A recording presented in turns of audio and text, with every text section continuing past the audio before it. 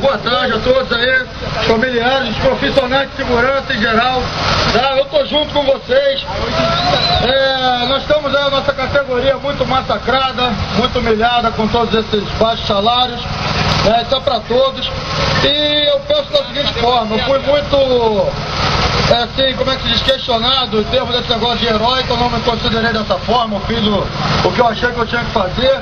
Infelizmente, se tivesse dado errado, eu ia estar sendo humilhado lá pelo nosso governante, pelo nosso comando, mas graças a Deus deu tudo certo, entendeu? Então estou aqui, no dia de hoje, me tornei um conhecido aí pela população nacional, até mundialmente.